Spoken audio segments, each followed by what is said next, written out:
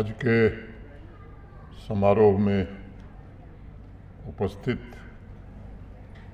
श्री आनंद जैन, अतिरिक्त पुलिस महानिदेशक जम्मू कश्मीर, श्रीमान संदीप जैन जी, श्रीमान पंकज जैन जी, श्री राजीव जैन जी, सभागार में उपस्थित सभी सम्मानित महानुभाव, देवियों, सज्जनों और मित्रों,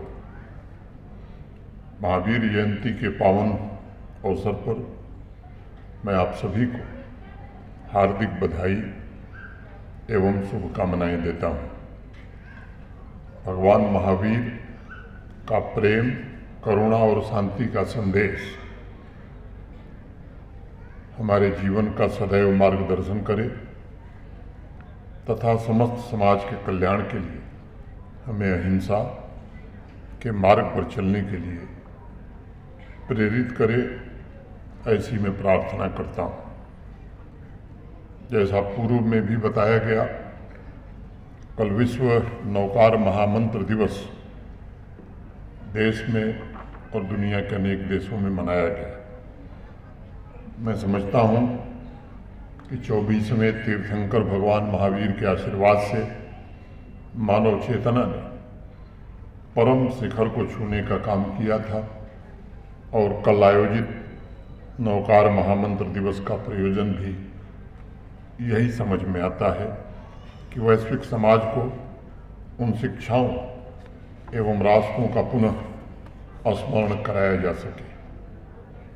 राजभवन में सत्संग के दौरान मैंने एक बात कही थी कि भगवान महावीर ने नौकार महामंत्र के जाप के पश्चात मंगल भाव की बात की थी।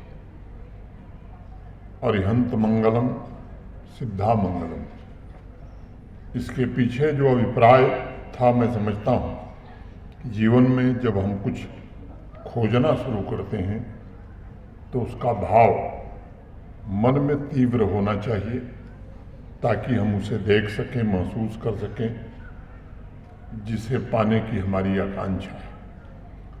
मन में जैसे ही मंगल भाव उत्पन्न होता है, शुभ कर्मों एवं सभी के कल्याण का विचार आता है, वैसे ही हमारी चेतना रूपांतरित होने लगती है।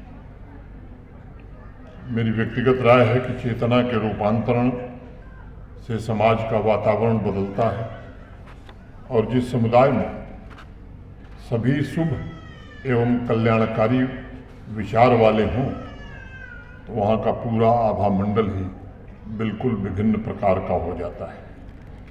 इसलिए मेरे विचार में हमारी संस्कृति में जिस संघ की बात की गई है उसका तात्पर्य यही है कि सर्व समाज के मन में शुभ विचार हो, सभी का कल्याण प्राथमिकता हो और लोग शुभ कर्म करने वाले हों।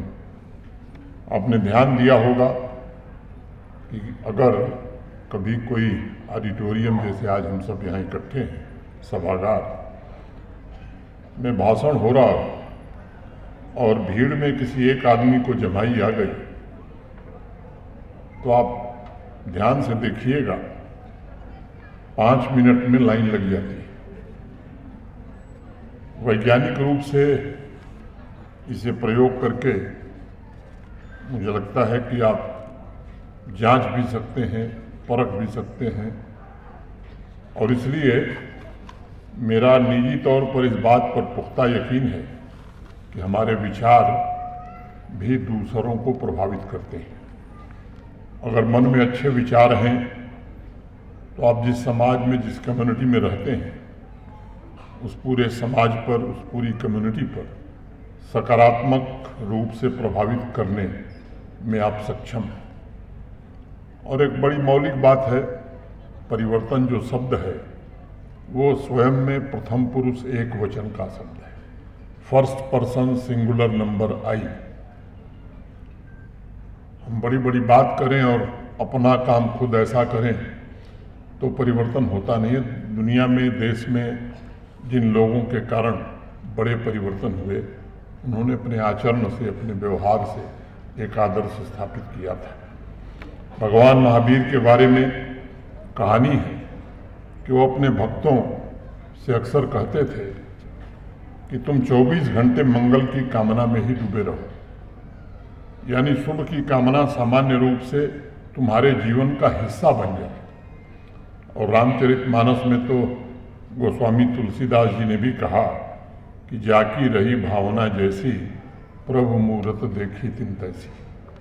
किसी के मन में शुभ विचार हो और सभी के कल्याण की भावना हो, उस इंसान के भीतर अमंगल की भावना आ ही नहीं सकती।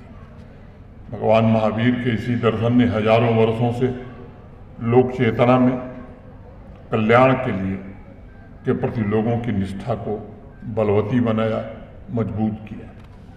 भगवान महावीर के वचनों को जितना मैं समझ पाया हूँ, मैं कह सकता हूँ कि उन्होंने हमेशा चेतना में रूपांतरण पर इसलिए बल दिया ताकि बिना किसी स्रोत के हमारे जीवन में प्रकाश का अनुभव हो, हम स्वयं सही मार्ग पर चलें, हमारे विचार तथा व्यवहार समाज में दूसरों को भी परिवर्तन के लिए प्रेरित करें।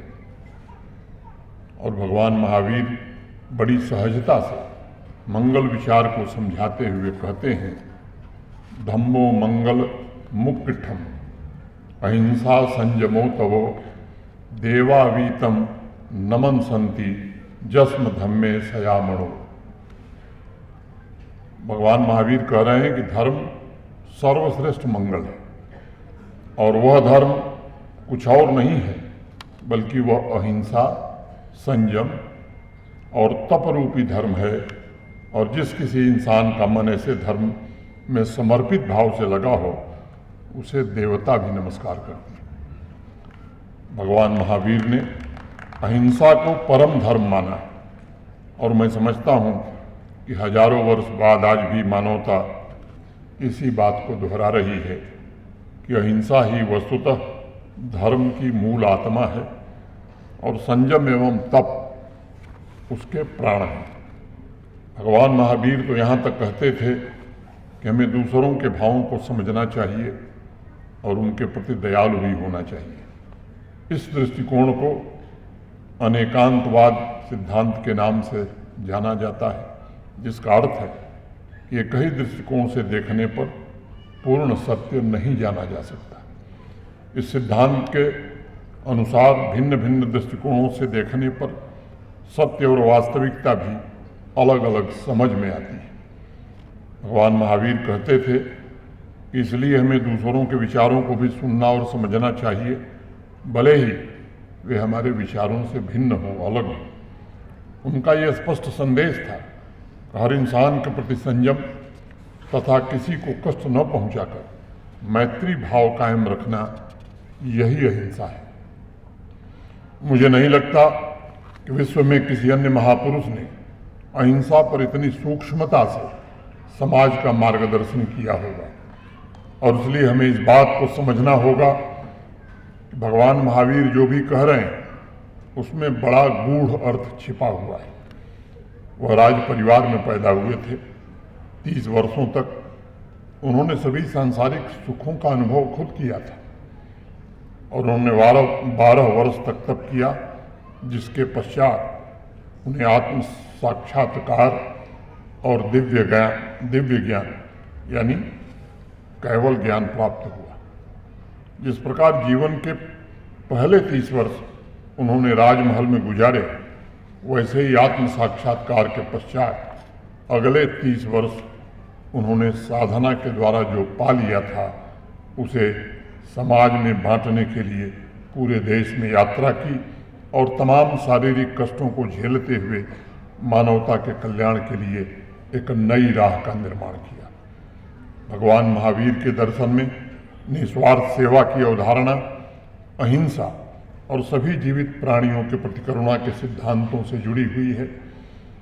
उनका कहना था कि निस्वार्थ सेवा ही दूसरों का कल्याण करती है और साथ ही सेवा भावना से व्यक्ति का अहंकार भी समाप्त हो जाता है। बड़े सहज तरीके से उन्होंने लोगों से कहा, आत्म साक्षात्कार ही मोक्ष प्राप्ति का रास्ता है और आत्म साक्षात्कार के लिए अरिहंत और सिद्धों की शरण भी आवश्यक है।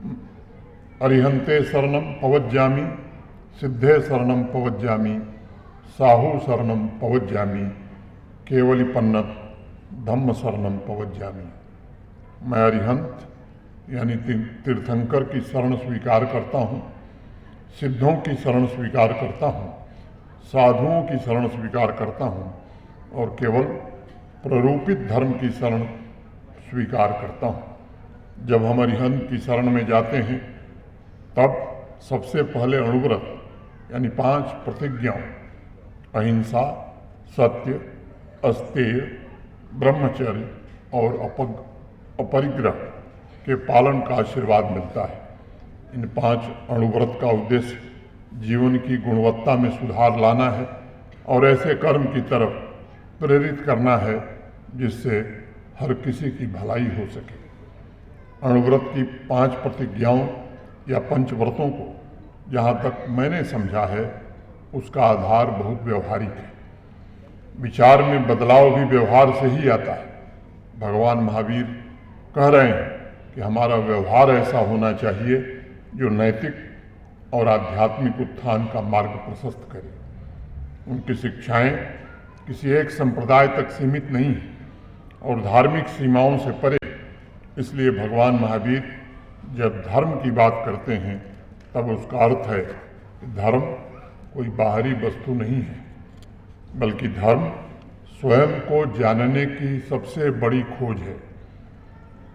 धर्म तो हर श्वास में समाहित है और उसे बाहर नहीं, अपने भीतर देखने की आवश्यकता है। जिस दिन व्यक्ति के भीतर स्वयं को जानने का साहस पैदा हो जाता है, उस क्षण प्रकाश की भांति धर्म भी स्पष्ट हो जाता है। और मैं मानता हूँ कि इस दिशा में जैसे ही हम पहला कदम बढ़ाते हैं, वैसे ही मान लीजिए कि आधी यात्रा पूरी हो जाती है। एक छोटी कहानी है। एक बड़े राज्य का राजा युवावस्था से ही विश्व के सर्वोच्च धर्म की खोज में जुटा था। बूढ़ा हो चला था वो, लेकिन सर्वोच्च धर्म की खोज अब तक उसकी अधूरी थी। उसका दरबार तमाम तरह के विचारकों और दार्शनिकों से भरा हुआ था। हर कोई उसे एक विचार बताकर उसे सर्वोच्च सिद्ध करने में बराबर लगा रहता था। राजा बहुत निराश होने लगा था, लेकिन उसकी जिज्ञासा भी समाप्त नहीं हुई थी। एक दिन बहुत दूर से घूमते घूमते एक साधु राजा के दरबार में आया। राजा को निराश और दुखी देखकर कारण पूछा। राजा ने कहा कि तुम जानकर क्या करोगे?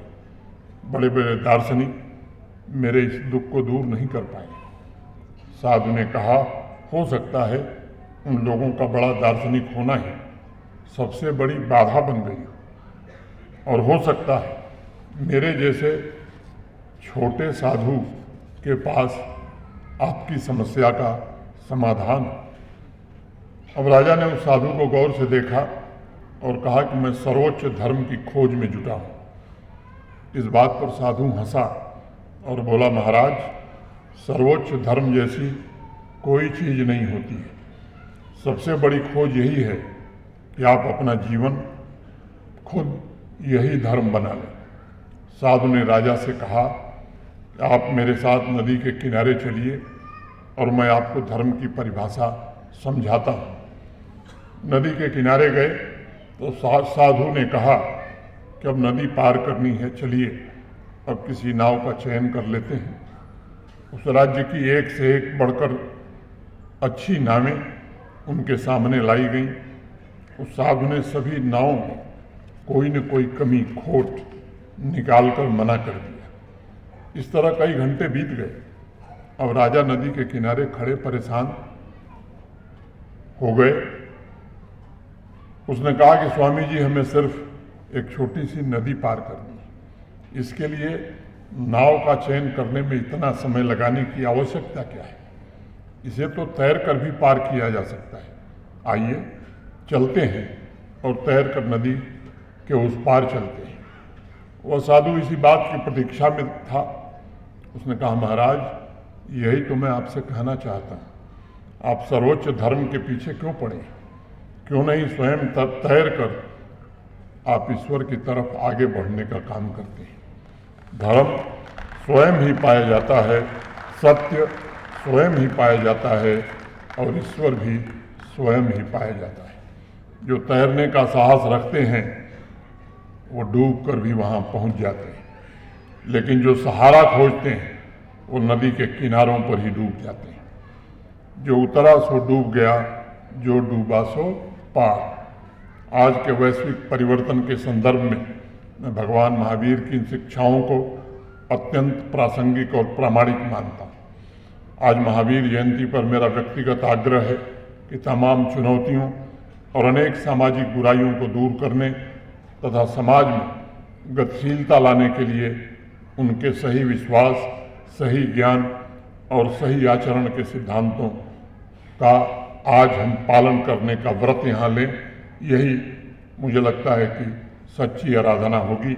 मैं समझता हूँ कि वर्तमान में समाज के सामने आ रही अन्य चुनौतियाँ, क्लाइमेट चेंज, टेररिज्म, हिंसा की समूल समाप्ति का उपचार भी भगवान महावीर के दर्शन में पूरी तरह उपलब्ध है। नई पीढ़ी को समझने की आवश्यकता है कि भगवान महावीर ने हजारों वर्ष पूर्व सतजीव निकाय सिद्धांत का उपहार पूरी मानवता को दिया।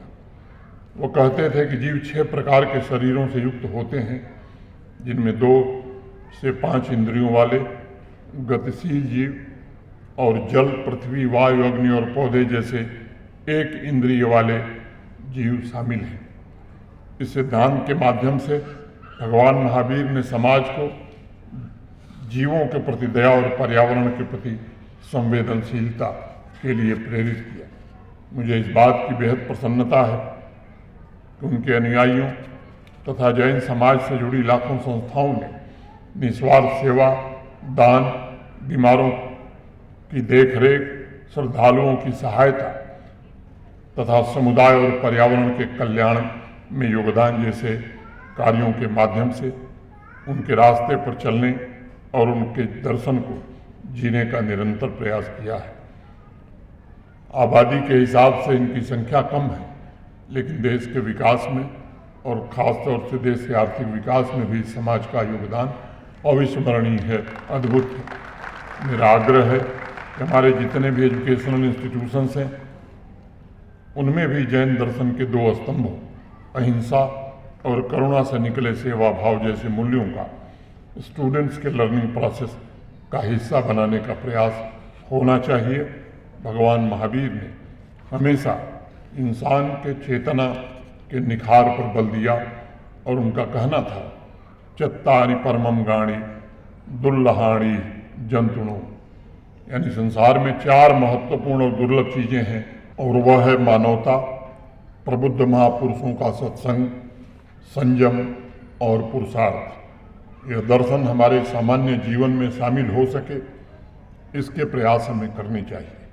आज लोगों को यह समझने की आवश्यकता है कि भगवान महावीर के सूत्र, उनका जीवन दर्शन सिर्फ मानव समाज की व्यवहारिक जरूरतों को ही पूरा नहीं करते, बल्कि एक ऐसी संस्कृति, एक ऐसे समाज का निर्माण करते हैं जिसमें सेवा, अहिंसा, तप, संयम, अपरिग्रह और करुणा जैसे मूल्यों का जीवन शैली का अभिन्न हिस्सा बनाने में मदद मिलती है। मेरा आखिरी आग्रह होगा कि आइए एक ऐसे समाज के निर्माण में हम जुटें जहां मैं नहीं बल्कि हम की बात की जाए। एक बार पुनः महावीर जयंती की आप सबको मैं हार्दिक शुभकामनाएं देता हूं।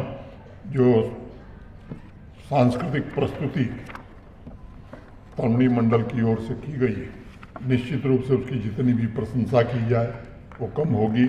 मैं समझता हूँ कि जिन लोगों ने उसका मार्गदर्शन किया है, जिन बच्चों ने उसमें भाग लिया है, मैं माता वैष्णो देवी से उनके उज्ज्वल भविष्य की कामना करता हूँ और आप सब के प्रति हृदय से कृतज्ञता ज्ञापित करते हुए मुझे किसी बैठक के लिए जाना था, इसलिए मैंने आग्रह किया था जैन साहब से कि मुझे छुट्टी दे दीजिएगा। और एक बात स्पष्ट करके जाना चाहता हूँ, मुझे कहा गया कि मैं चीफ गेस्ट हूँ। मुझे लगता है कि मैं तो गेस्ट माने अतिथि वो होता है जो बिना बुलाए आ जाता है।